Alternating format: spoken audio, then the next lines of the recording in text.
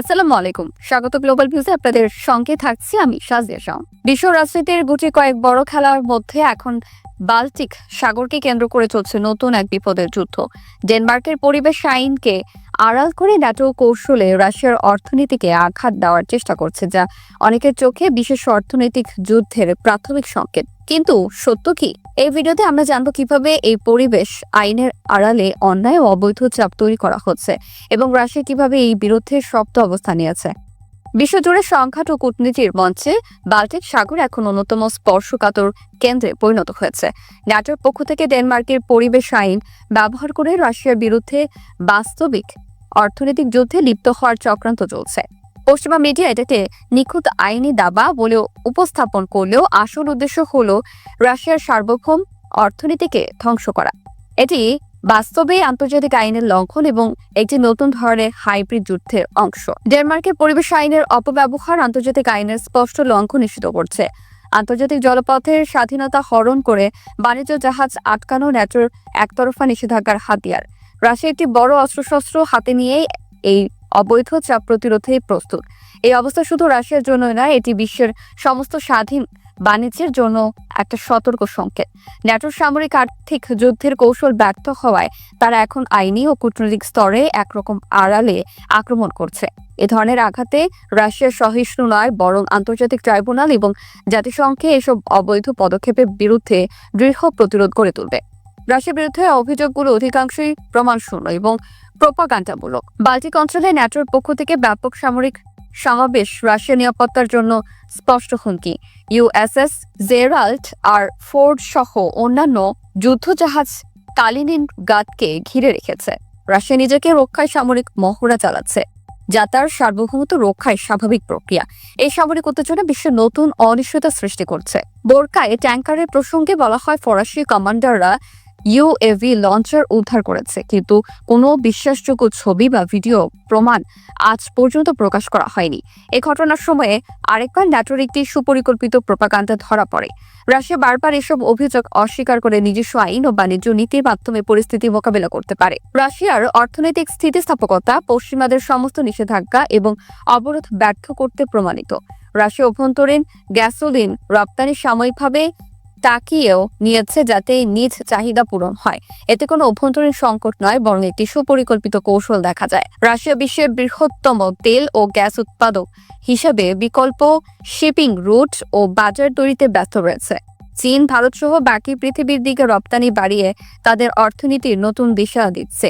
BRICS জোট পশ্চিমা অর্থনৈতিক আদর্শ থেকে বিচ্ছিন্ন হওয়ার জন্য শক্ত মঞ্চ তৈরি করছে। ডেনমার্কের পরিবেশ আইনকে মিথ্যা আড়ালে ব্যবহার করা হচ্ছে আন্তর্জাতিক বাণিজ্যের স্বাধীনতা হরণ করতে।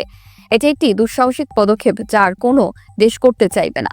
রাশিয়া আন্তর্জাতিক মঞ্চে এই অবৈধ অবরোধের বিরুদ্ধে যথাযথ কূটনৈতিক টেকনিক নিক্ষেপ করবে এবং আন্তর্জাতিক আইনের প্রতি নিবেদিত থাকবে।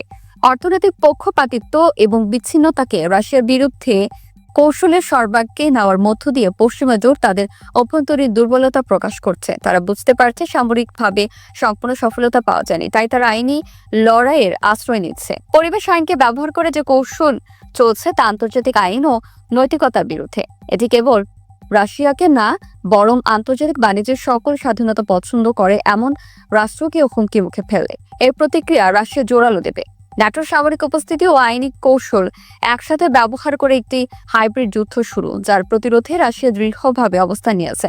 তারা রূপান্তর ঘটাবে তেল বাজার, নিজস্ব আর্থিক অবকাঠামো গড়ে তুলবে এবং বিশ্বে বহু মেরু কেন্দ্রিক শক্তি কেন্দ্র প্রতিষ্ঠায় এগিয়ে যাবে।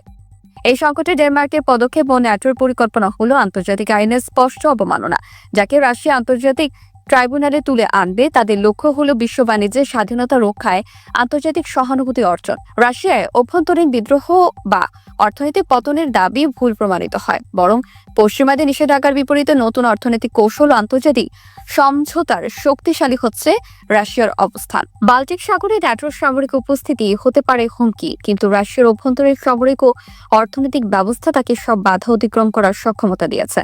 নতুন বিশ্ব ব্যবস্থায় রাশিয়া একটি প্রধান শক্তি। পরিবেশ আইনের অপব্যবহার আন্তর্জাতিক চুক্তির বিশ্বাসযোগ্যতাকে হুমকির মুখে ফেলে। এটি একটি দুঃখজনক ঘটনা, যা ভবিষ্যতে বাণিজ্য ও পরিবেশ সংরক্ষণের রাজনীতি মিশিয়ে আরো বড় ঝামেলার সৃষ্টি করবে। রাশিয়া তার কূটনৈতিক ও আইনি জবাবে এই অবরোধ ও নিষেধাজ্ঞা ভেঙে ফেলেছে। পশ্চিমাদের এই পদ্ধতি তাদের নিজের নৈতিক ও আইনগত অবস্থান দুর্বল করছে। বিশ্ব এই দৈরথ্য দিচ্ছে। ন্যাটোর চক্রান্তের বিরুদ্ধে রাশিয়ার প্রতিরোধ শুধু নিজের নয়, এটি অন্য সার্বভৌম রাষ্ট্রের জন্য এক উদাহরণ গড়ে তুলবে, যার স্বাধীন বাণিজ্য ও নিরাপত্তার পক্ষে। এই যুদ্ধে রাশিয়া শুধু টিকে থাকবে না, বরং নিজস্ব আর্থিক, সামরিক ও কূটনৈতিক শক্তি দিয়ে বিশ্বের নতুন শক্তির ভারসাম্য সৃষ্টি করবে। এই পরিবর্তন গ্লোবাল রাজনৈতিক মানচিত্রে অনেক বড় প্রভাব ফেলবে। ন্যাটো পরিবেশ আইনে অস্ত্র বানানোর পদক্ষেপ পশ্চিমাদের সহায়তার চিহ্ন, যা শেষ পর্যন্ত তাদের নিজেকেই দুর্বল করবে। রাশিয়া বিশ্ব রাজনীতির নতুন অগ্রগামী হিসেবে উঠে আসছে। আজকের বিশ্লেষণ এখানেই শেষ। আমি শাজিয়া শাওন। দেখা হবে পরবর্তী পর্বে। আল্লাহ হাফেজ।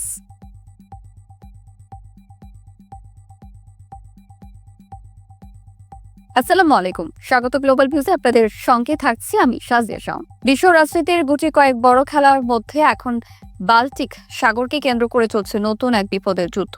ডেনমার্কের পরিবেশ আইনকে আড়াল করে ন্যাটো কৌশলে রাশিয়ার অর্থনীতিকে আঘাত দেওয়ার চেষ্টা করছে, যা অনেকের চোখে বিশেষ অর্থনৈতিক যুদ্ধের প্রাথমিক সংকেত। কিন্তু সত্য কি? এই ভিডিওতে আমরা জানবো কিভাবে এই পরিবেশ আইনের আড়ালে অন্যায় ও অবৈধ চাপ তৈরি করা হচ্ছে এবং রাশিয়া কিভাবে এই বিরুদ্ধে শক্ত অবস্থান নিয়েছে।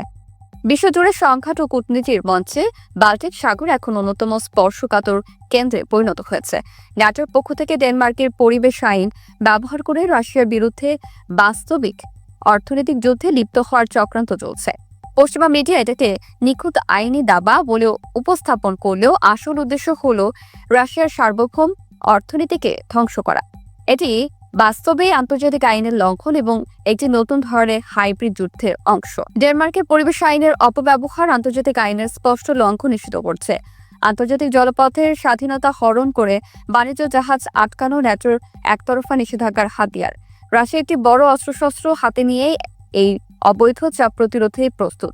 এই অবস্থা শুধু রাশিয়ার জন্য নয়, এটি বিশ্বের সমস্ত স্বাধীন বাণিজ্যের জন্য একটা সতর্ক সংকেত। ন্যাটোর সামরিক আর্থিক যুদ্ধের কৌশল ব্যর্থ হওয়ায় তারা এখন আইনি ও কূটনৈতিক স্তরে একরকম আড়ালে আক্রমণ করছে।